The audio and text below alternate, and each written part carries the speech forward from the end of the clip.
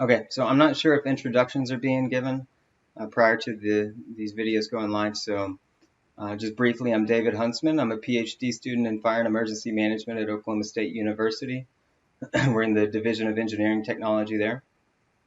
And I'm in my final year, so I'm set to graduate this coming May, and I'm currently on the job market. Most of my work and research interest falls under the umbrella of organizational behavior and response organizations.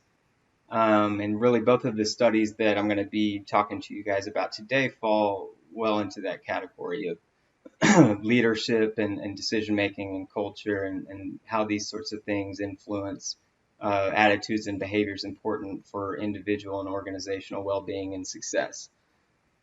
This first project looks at how firefighters are coping with stressors, among numerous other things. And on this project is Dr. Dale Lee, who's an assistant professor in fire and emergency management at Oklahoma State, and then Dr. Greco, who's actually a professor in the business school Department of Management at Oklahoma State. I took a lot of PhD course electives over in the business school, given my research interest to really learn organizational behavior, both theoretically and methodologically from those who have been doing it for a long time. And, I wanted to take what I learned and apply it to the emergency management context in the public sector to really advance the models and analysis and further the field.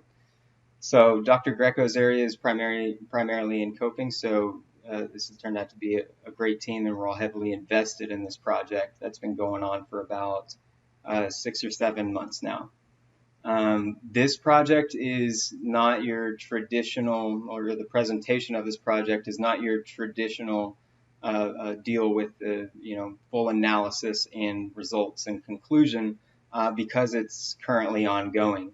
The survey is live on 2 separate fire departments that's testing the model that I'll describe here briefly, and we'll have results soon, but everything that led up to the model and the development of the survey is highly important. And we did a number of interviews also in the development of the model, which provides a lot of insights.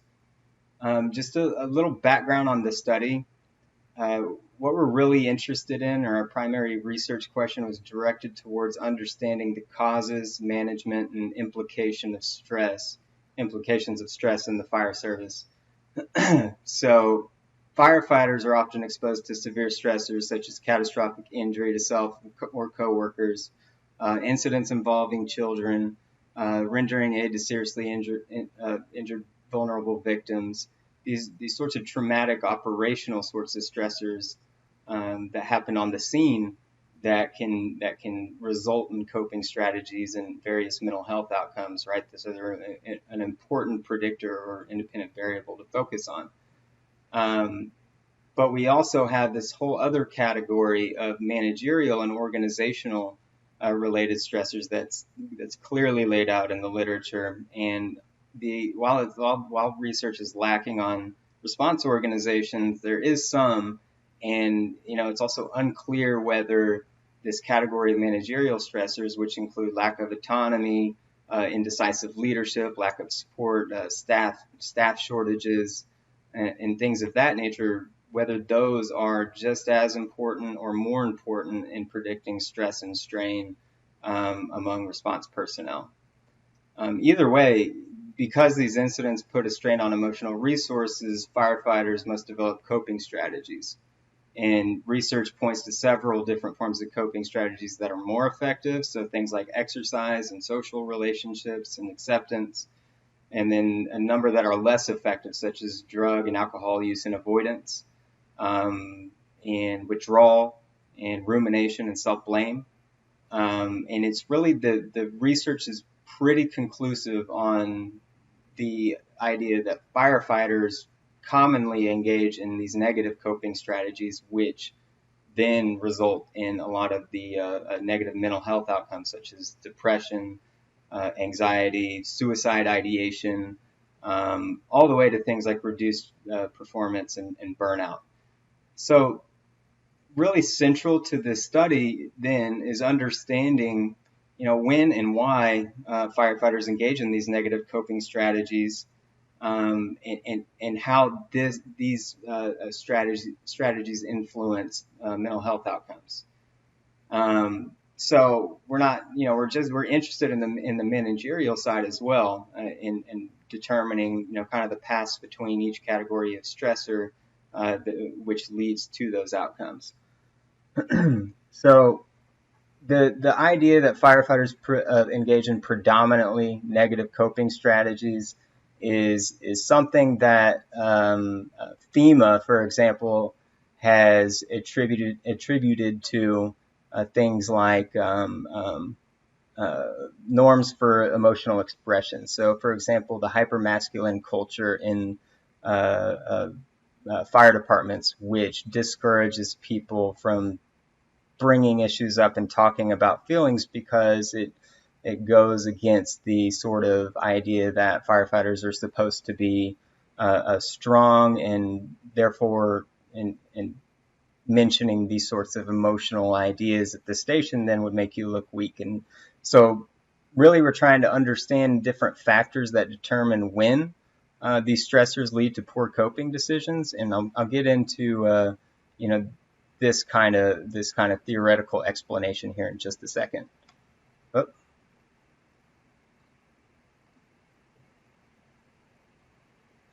So before I get into the actual model development, the idea was to get as many departments as possible to participate in the study.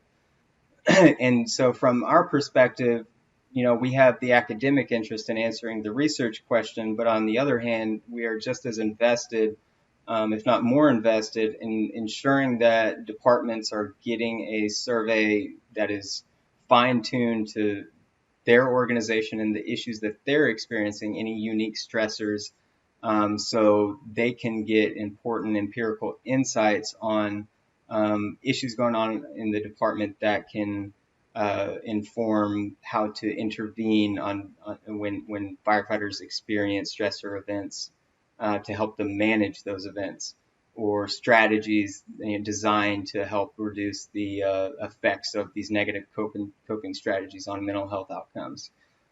So our approach is really to keep the survey as similar as possible between organizations that take it, but also to ensure that each department is getting something specific for them. For example, our first partner department, which is a 1,000-person department, has just experienced a number of suicides. And so our survey for them with this model that you see here really focused on sorts of stressor events and combinations of these variables that you see here, to help provide the best insights possible on why those sorts of things might be occurring. So just to, I know this is just a poster, so I don't want to talk to you guys for 20 minutes on here without switching screens or anything, but just in developing the model so you guys can kind of see what we're exploring here. Like I said, you have those operational and organizational level stressors, right? And these, because these put a strain on emotional resources, firefighters have to engage in coping strategies.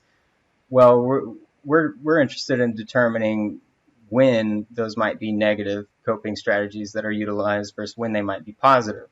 And so the literature points to some of these moderating variables. I mentioned the masculine culture and negative attitudes towards emotional expression being kind of an influencing factor on whether or not people will engage in a positive coping strategy, like seeking social support, like talking to people, which is considered to be positive.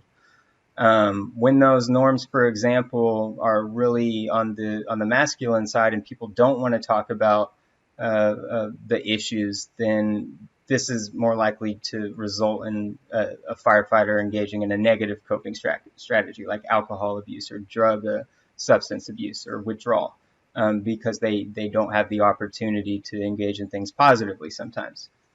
So then another idea that we saw in the literature is that It's really when you have something like this, a high level of a masculine culture combined with a high level of home demands or stress at home, stress with a spouse, or stress with kids, that it's because we only have a finite amount of emotional resources to be able to handle issues and regulate uh, our emotions, that when you have a combination of a number of different things, of stressor events, managerial sorts of stress, a high masculine culture, a lack of social support, plus those home demands, for example, those things combined are in turn most likely to lead to those negative strategies.